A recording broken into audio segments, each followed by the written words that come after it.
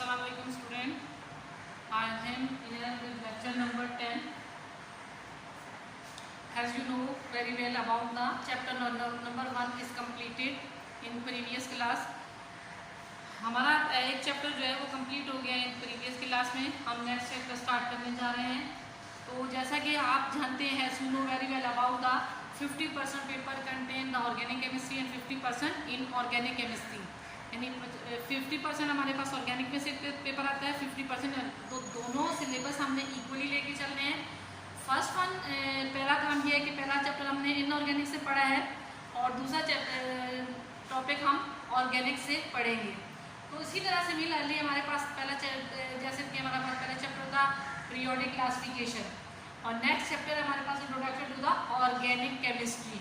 तो आज हम कुछ सीखेंगे what do you mean by organic, organic क्या चीज़ होती है, ठीक है, और ऑर्गेनिक केमिस्ट्री क्या है.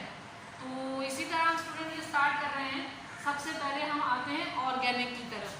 ठीक है, टर्म ऑर्गेनिक मीन यानी ऑर्गेनिक बेसिकली एक वर्ड है जो ड्राइव किया गया है. It means living things. यानी तमाम लिविंग थिंग्स में दो ही चीज़ें ज़्यादा पॉपुलर हैं. कौन कौन सी चीज़ें पॉपुलर हैं? एक है प्लांट्स और दूसरे हैं एनिमल्स. तो प्लांट्स और एनिमल्स की स्टडी को हम कहते हैं that is called organic compounds. तो ऑर्गेनिक कंपाउंड कौन कौन से हो गए हैं? बेसिक सोर्स हमारे पास हो गए हैं प्लांट्स एंड एनिमल. तो now to what the definition of organic chemistry. तो ऑर्गेनिक केमिस्ट्री की डेफिनेशन क्या है? To study carbon containing compound. Carbon containing compound means carbon is a essential element. C is essential constituent या essential element. To study carbon and hydrogen compound except carbon dioxide CO2, carbon monoxide CO and metal carbide. Except mean मास वाय किसके बगैर? यानी carbon dioxide और carbon monoxide को, हालांकि ये भी carbon containing compound है, और मेटल कार्बाइड, इनको हम स्टडी नहीं कर सकते हैं ऑर्गेनिक ब्रांच में. इसके अलावा तमाम organic carbon containing compound, carbon hydrogen containing compound को स्टडी कर सकते हैं ऑर्गेनिक केमिस्ट्री में. तो फर्स्ट वन टू वर्ड मैंने आपको यहाँ पे आपके सामने सिंबल लिखा है carbon. Carbon is essential constituent. Carbon belong to the group 4A.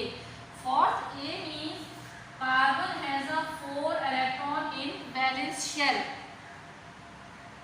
ठीक है, तो 4 इलेक्ट्रॉन इन वैलेंस शेल में आपने कोई एग्जांपल में 4 की जब बात करने जा रही हूँ, एक एग्जांपल कोट कर रही हूँ. वो एग्जांपल ये है, आपने देखे होंगे एनिमल्स. तो एनिमल्स की कितनी लेग्स होती हैं? 4 होती हैं. इसी तरह आपने ऑटोमोबाइल देखी होगी, गाड़ियाँ वगैरह देखी होंगी, कितने व्हील होते हैं? 4 व्हील होते हैं. तो 4 wheeler is the stable than the 3 wheeler are the 2 wheeler. तो इसी तरह जब हम 4 की बात कर रहे हैं कि ग्रुप 4 से बिलोंग करता है, तो it means carbon has a 4 electron in valence shell. To study under the head of organic chemistry. ठीक है, तो कार्बन की इस वैलेंसी को, जो 4 इलेक्ट्रॉन है, इनको शो करने के लिए हम इसको हाइड्रोजन से बैलेंस करते हैं. यानी जैसे हाइड्रोजन के पास आपको पता है, यू नो वेरी वेल, एक ही इलेक्ट्रॉन है, ये अपना इलेक्ट्रॉन शेयर कर लेता है. इसी तरह हमारे पास 4 हाइड्रोजन हम शो कर रहे हैं, तो ये 4 इलेक्ट्रॉन अपने दे रहा है. तो देने के बाद जो हम इसकी सिंबल फॉर्म शो करते हैं कार्बन की, अक्सर आपने देखा होगा ये लाइन रिप्रेजेंट कर देते हैं.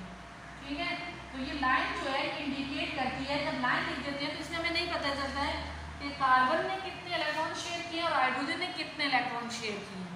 तो ये बात गौर से समझ लीजिएगा कि एक इलेक्ट्रॉन हाइड्रोजन ने शेयर किया है और एक कार्बन ने शेयर किया, तब जाके हमने ये म्यूचुअल अंडरस्टैंडिंग है या म्यूचुअल शेयरिंग है बिटवीन 2 बॉन्डेड एटम. कौन कौन से 2 बॉन्डेड एटम है? एक कार्बन एक हाइड्रोजन, डिसिमिलर एटम है. ठीक है, कार्बन की एक इलेक्ट्रॉन शेयर कर रहा है हाइड्रोजन से, तो एक बॉन्ड बना रहे हैं, और 4 का हाइड्रोजन के साथ एक इलेक्ट्रॉन एक शेयर करेंगे तो 4 बॉन्ड बनाएंगे. तो इसलिए इसको हम रिप्रेजेंट करते हैं ऐसे. तो जब राइट डाउन करते हैं तो लिखते हैं CH4. ठीक है, और इसका नाम है, CH4 का नाम है मीथेन. मीथेन का मतलब यह है कि हमारे पास सुई गैस है, ठीक है, उसको हम मीथेन कहते हैं. जो डोमेस्टिक फ्यूल हम इस्तेमाल कर रहे हैं, घरेलू साथी इस्तेमाल कर रहे हैं. डोमेस्टिक मीन्स घरेलू. तो उसके बाद हम आते हैं ये बेसिक डेफिनेशन है किसकी, ऑर्गेनिक केमिस्ट्री की। आई होप अंडरस्टैंड आपने कर ली होगी कि ऑर्गेनिक का मतलब, लफ्जी मतलब क्या है, living. Living means plants and animals. और एनिमल्स के बारे में मैं आपको बता दूं, ये कार्बन भी जो हमारे पास मीथेन गैस वगैरह भी हमें मिलती है, सुई गैस से क्यों कहते हैं, क्योंकि ये सुई के मकाम से निकाली गई एक जगह है जिसका नाम है सुई। तो इसको हम दूसरी लफ्ज़ों में CNG भी कहते हैं। CNG means compress natural gas, ठीक है। तो ये मीथेन गैस है बेसिकली, हम इसको घरों में भी यूज़ करते हैं और गाड़ियों वगैरह में भी यूज़ करते हैं। उसके बाद हम देखते हैं कि हमारा ये ऑर्गेनिक केमिस्ट्री है, जो introduction to the organic chemistry है। इंट्रोडक्शन मीन्स तारफ क्या है ऑर्गेनिक केमिस्ट्री का, तो कुछ तारफ मैंने थोड़ा थोड़ा आपको बता दिया है। कार्बन को हम स्टडी करते हैं, कार्बन पर गौर कीजिएगा, कार्बन क्या चीज़ है आगे डिटेल से मैं पढ़ाऊंगी। लेकिन इसमें मैंने कहा कार्बन डाइऑक्साइड, कार्बन मोनोऑक्साइड और मेटल कार्बाइड को इसके अंदर स्टडी नहीं किया जाता एक्सेप्ट कमिंग मास वाई इनके। तो इसका मतलब उनको जब स्टडी किया जाएगा तो उनको इनऑर्गेनिक के अंदर स्टडी किया जाएगा, इसलिए हम कहते हैं कि ऑर्गेनिक में हम इनको स्टडी नहीं करेंगे। किस किस को, कार्बन मोनोऑक्साइड को, कार्बन डाइऑक्साइड को और मेटल कार्बाइड को। हम आगे चलते हैं, आगे नेक्स्ट हमारे पास है whole of the chapter covered और फॉलोइंग टॉपिक्स आर देयर। कौन कौन से टॉपिक्स हैं जो ये कवर कर रहे हैं, तो पहला टॉपिक आपको सामने नजर आ रहा होगा बोर्ड पर, गौर से देखिएगा, गौर से पढ़िएगा, लिखा हुआ है natural source of organic compound, यानी कौन से कुदरती जराए हैं जो जिनसे हम ऑर्गेनिक कंपाउंड को हासिल करते हैं। तो मैंने सबसे पहले आपको ऑर्गेनिक का लफ्जी मतलब ही ये बताया था, प्लांट एनिमल, तो ये तो बेसिक सोर्स हो गए। लेकिन ये जो हमारे पास क्वेश्चन आता है, हमेशा पेपर में क्वेश्चन आता है, इसमें से वेरी इंपॉर्टेंट टॉपिक है ये हमारे पास पहला topic examination point, right the 4 natural source of organic compound. ये क्वेश्चन हमारे पास अक्सर पेपर में आता है, तो मैं नेक्स्ट में आपको डिटेल से पढ़ाऊंगी कौन कौन से सोर्स हैं, कैसे हम ऑब्टेन करते हैं नेचुरल सोर्स। नेक्स्ट है हमारे पास ऑक्टेन नंबर।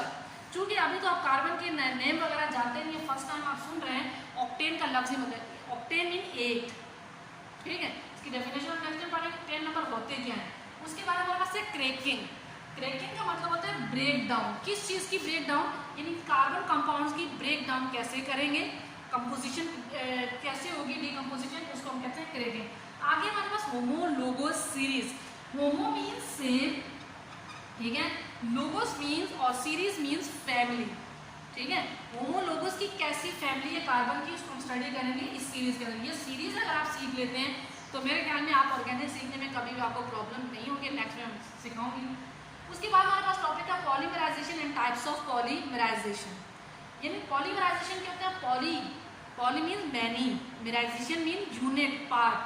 तो polymerisation is the combination of monomer. Mono means यानी एक मॉलिक्यूल, वाटर लिखना है H2O, CH4 जैसे मैंने लिखा है, ये एक मोनोमर है। जब इसके साथ कनेक्ट होते हुए बड़े लॉन्ग चेन में हम बनाते जाएंगे, उसको हम कहेंगे that is the polymer. Types कौन कौन सी होंगी, यानी जैसे कंडेंसेशन पॉलीमराइजेशन, एडिशन पॉलीमराइजेशन, इसको हम स्टडी करेंगे, इनकी एग्जांपल पढ़ेंगे तो हमें क्लियर हो जाएगा क्या चीज़ है। आइसोमेरिज्म, आइसो मीन्स सेम, जैसे हमने होमो का लफ्ज पढ़ा मतलब है सेम, इसी तरह आइसो मीन्स सेम और मेरिज्म मीन्स पार्ट। तो इसी तरह हमारे पास पार्ट जो हैं, डिफरेंट पार्ट उसके स्टडी करेंगे।